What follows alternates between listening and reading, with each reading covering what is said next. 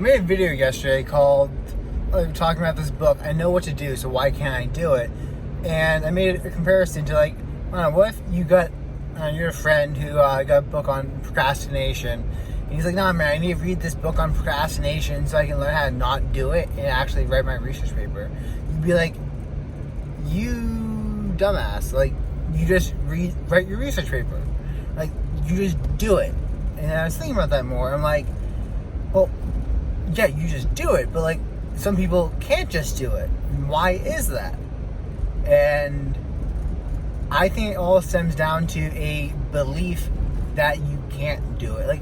A limiting belief that you have that you will not be successful at doing this, and a fear of failing. And that reminded me of the Wim Hof quote, for those who believe you're right, and for those who don't, you're also right. Where it's something like that. Where he talks about how if you believe that you can do something, you can do it. And if you don't believe that you can do something, you can't do it. So you're both right. Well, you're right either way, because your limiting thought is going to be what decides it.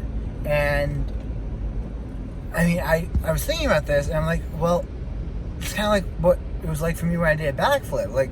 I had some videos on that. I learned how to do a backflip this summer, and it's something that I always thought I might be able to do.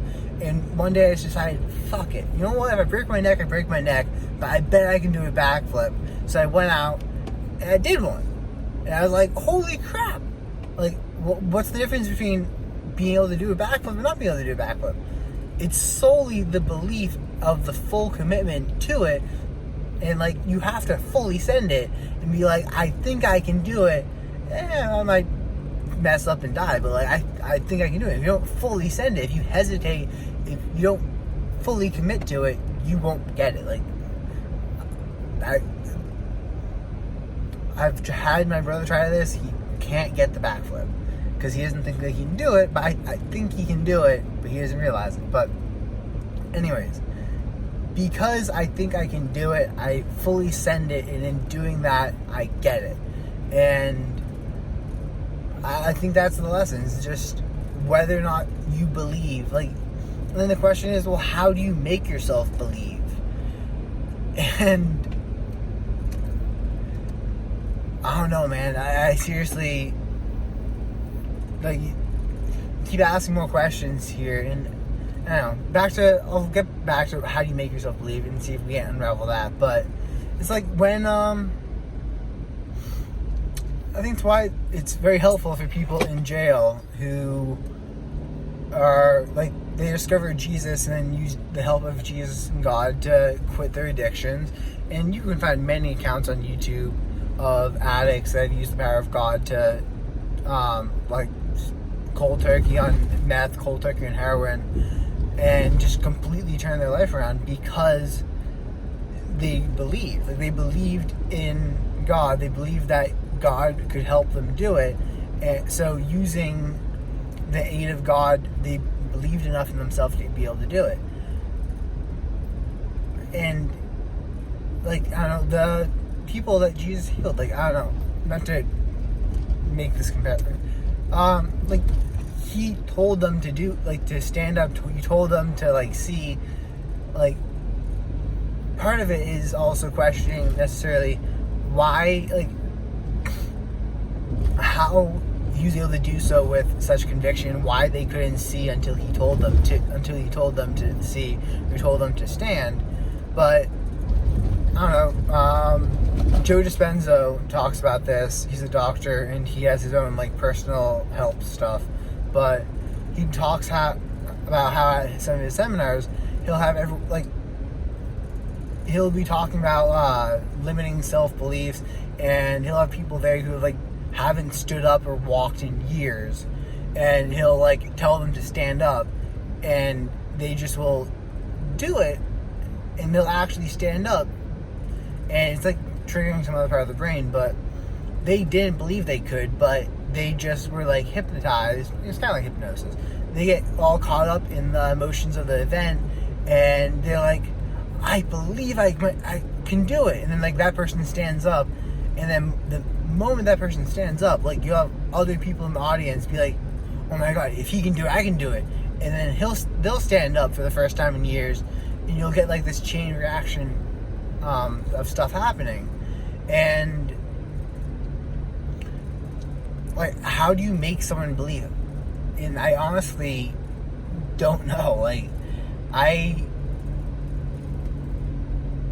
don't know, I think you just decide to do it. Like, but I mean, again, that's just do it. Just decide to. Like, it's back to just do it. Like, just decide to do it. Just decide to believe in yourself. And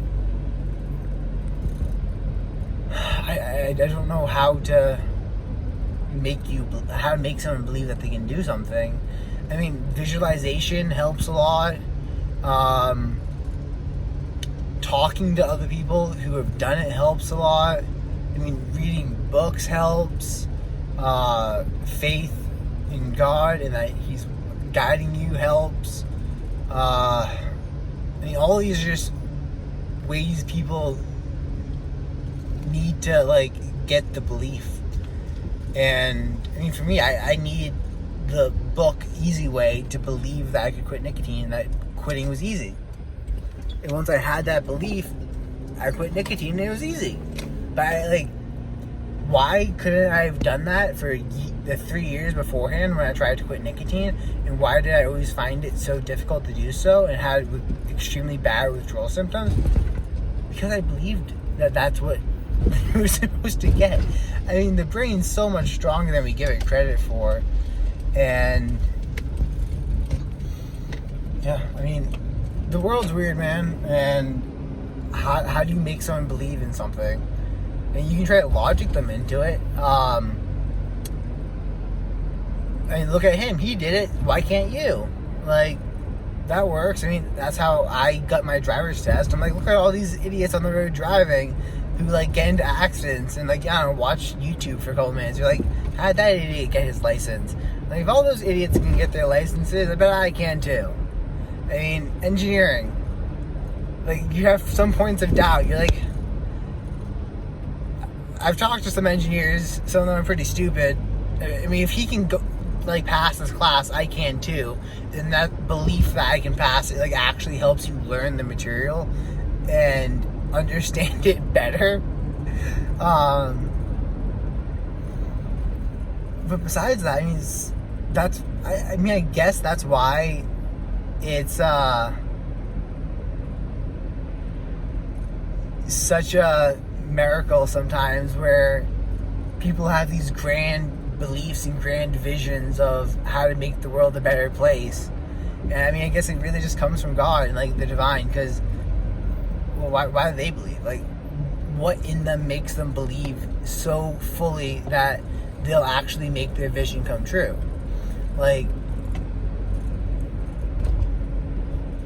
starting a business is basically staring into the abyss, eating glass, with tons of doubt coming in, and you just need to believe that what you're doing is going to be successful, and by doing that, you're going to be successful. Like, and you might have to pivot your ideas a couple times, but, like, if you believe in your mission, you'll eventually figure it out. And, like, where does that belief come from? Because I've met people who just don't have it. They don't have it at all. I seem to have it, and for me, it's like just reminding myself, just do it. Like, you know what to do. Like, here's something that might help: accomplishing easier in tasks and building up to it. One of the reasons why I have my profound sense of belief in myself is because I've done it. Like, every single thing I've set my mind to, I've accomplished. For the most, like,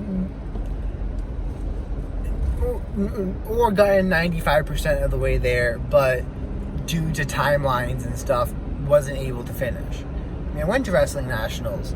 I was ranked number one. Look, not on the freaking website, but I mean, I beat the New England champ in wrestling at 170. Like, even though I wasn't actually able to compete at New England's because of my concussion and annoyance, but I believed that I could win New England's, and I was seated and ranked to do so, but my concussion stopped me from being able to have the coordination to walk all that well. So that one, there are some actual limitations, or maybe that was in my head and I could have overcome it. But anyways, I think doing tasks, challenging yourself to do things, and keeping yourself accountable helps you, because you're like, I don't know, if you make your bed or you do this task or you like accomplish small challenges, like, I don't know, challenge yourself, like just keep challenging yourself and overcoming those challenges, and in doing so you find a deep sense of belief in yourself that you can overcome anything. It's like why I do the challenges I do, why I did an ice bath a day, why I challenged myself to graduate summa cum laude, whichever one's the top one. Fucking graduate valedictorian at my college. Way too much work. Way too much fucking work. I mean, I'm not sure if it was actually valedictorian, but it could have been the second one. I mean, definitely top 3. But you get the summa cum laude, like, it's the top 5% award of the college, and I'm highly betting, based off of my peers' GPAs, that I was higher than that. But I mean, I killed myself in the process of doing that, and it was extremely unhealthy and abused energy drinks, and I wouldn't recommend it. But I challenged myself to do so, and I accomplished it, because I choose to hold myself responsible for the challenges that I set. I set the challenge of making a YouTube video every single day, and I've done it. I've had to delete 1 or 2 of the videos because they talked about some stuff that I've had to delete them. I deleted one video because it was inaccurate, and I made it based off of false, inaccurate research that I got. But at the time, I thought it was correct, so I made it. And yeah, I mean, challenge yourself. I think that's what it comes down to, is you can build, like, it's a skill like anything else, and through progressively more difficult challenges. Make your bed every single day, like, and you'll start knowing that you can do it. I think that's what the military does. They just make you very disciplined and have you do stuff repeatedly until you know that, like, you can do it. And you have a belief that, like, I've done challenging stuff. Of course I can do this thing. And I think that's what it is. Just you just have to progressively keep on always challenging yourself, and then overcoming those challenges and making each one more and more difficult. But I think somewhere along the way, people give up. And once they give up, they lose the spark. And that is like an actual, real spark. And then I think it's just God's will whether or not you get it back, or, like, by God's grace you may find it again, or you may not. But, like, that's why you need to hold on to keeping on challenging yourself and staying with it, because you can't take it as, like, look around you. You can't take this as a, like, once you have the momentum, once you have the belief that you can do this stuff, you cannot take that for granted, because just look at everyone else and how they're living their life. It's like a thing they lack. And they lack the spark of, I'm going to do this and it's going to work because it's me. Like, who the fuck has ever told you that? Like, I told my boss that. He's like, I freaking love that. Like, he's like, he had some assignment he wanted to do. Like, yeah, I'll do that. Like, do you know how to do it? I'm like, nah, I'll watch some YouTube videos, I'll figure it out. I always do. He's like, I respect that. I don't know, some people think it's cocky. I think you deserve it. If you can do it, if you can pull it off, if you can back up the shit you say, then hell, do it. But, like, I think they think it's cocky because they lost the feeling of being able to do that, and they're just fucking jealous and all upset because, well, they don't got it. They lost the spark, and they realized that. So now when they're like, hey man, stop cool, be cocky, like, stop trying to bring me down to your level. I'm not there. Like, I'm actually bettering myself. I'm actually doing shit with my life. I'm setting challenges and I'm accomplishing them. I've started my own business. We're successful. We're going well. What are you doing? Oh, you're working some remedial job that you're, like, didn't you go to college or something? Like, didn't you have dreams? Oh, wait, you gave up on yours. Well, I haven't. Fuck you. Like, fuck you for trying to bring me down. I haven't given up on my dreams. And I'm going to make this shit happen because I believe I can. So, but if you want to get that, I think you need to challenge yourself. I think you need to challenge yourself and go step in, like, actually follow through with it. Challenge yourself to go to bed at a certain time every day. Like, it doesn't have to fucking make sense. Like, you just need to challenge yourself to do something and then to do it. And that's how you develop the discipline of doing things, but you also develop the belief that you can do it. Like, I had heavily horrible teachers with accents so thick you couldn't understand them, like Chinese professors in my engineering classes. But I set myself the challenge of maintaining my GPA. And I graduated with like a 3.98. And I was like, shit, what do I do? I made myself, like, I literally just watched YouTube videos and I read the textbook and I, like, found example problems for me to do, and I just kept doing that, and I taught myself how to do these classes. And through that, I was like, holy shit, I can teach myself how to do anything. Like, what the fuck is the point of college? I mean, I get why it's there, and I had fun doing it, but, I mean, I can teach myself whatever I need to learn. I taught myself computer programming and AI, like, from scratch. Like, I literally taught myself the whole thing and got paid to do so for one of the biggest pharmaceutical companies in the world, and they gave me robotics. And the only thing I'd done before that was take a basic intro to Python class, and I put on my resume computer vision and AI, and I just taught myself how to do it because I knew I could.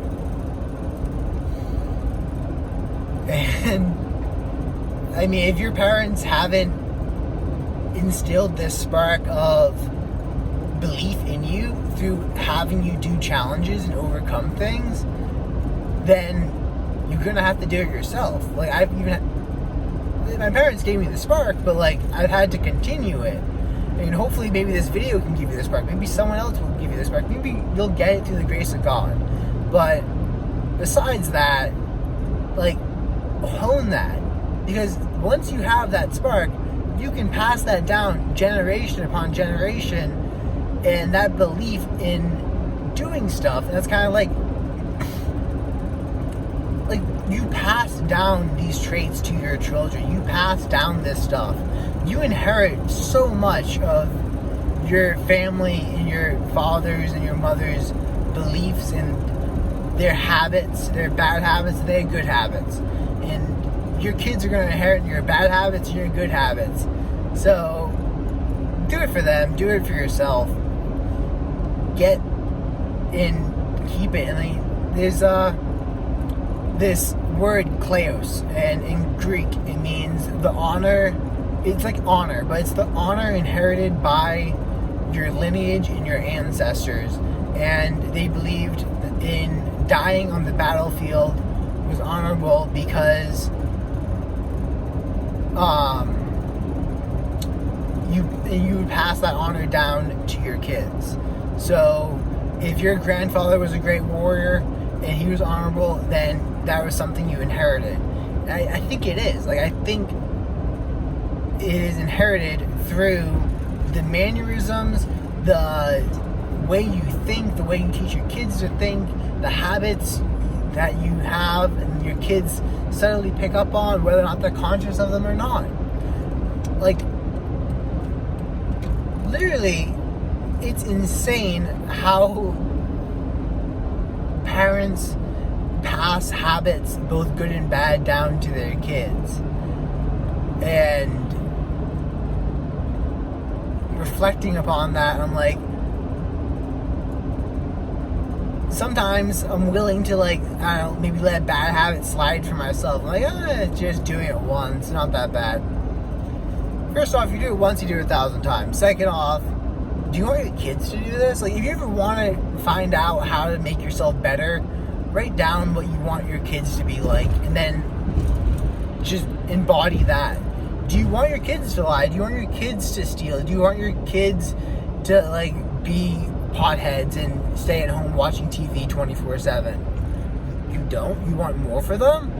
Well, go out and do that. It's kind of like the thing where you write down what you want your wife to have, or like what traits you want for your wife. You make a list of what you're looking for in a partner. And if you say be fit, well, guess what, motherfucker? You have to hold yourself to that same standard. Go be fit yourself. Like, but the thing is, with your kids, whatever you want your kids to have, you need to embody yourself. Because if you don't embody it, they're sure as hell not going to. They're not going to pick up the mannerisms. They're not going to pick up the habits. But if you do embody it, they might.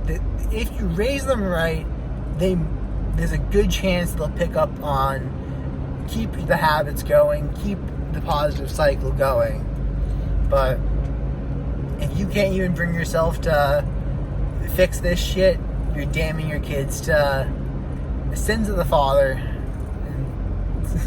They get passed down. The apple doesn't fall from the tree. Like, this is all stuff that we've understood for years, and I'm just saying, fix it in yourself, because if you have the motivation to, you can. I don't know, I feel like the spark change doesn't often happen in a family, and if you're the one who has it, you can make the change, and then that spark might not have to show up for the next 100 or so years, until like 5 generations down the line. They might get it again. But if you have the spark, if you try to get that spark to make the change, you can improve your family's lives for years, hundreds of years to come, just by you deciding to be better. So think about that. Next time you're doing a habit you know you shouldn't be doing, next time you want to do something and you're like, yeah, how do I do that? Next time you're procrastinating,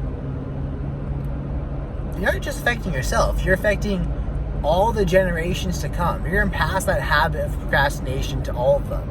If you can't break that habit yourself, you're going to pass it down to your kids, and they're going to pass it down to their kids. Because that's life. Peace out.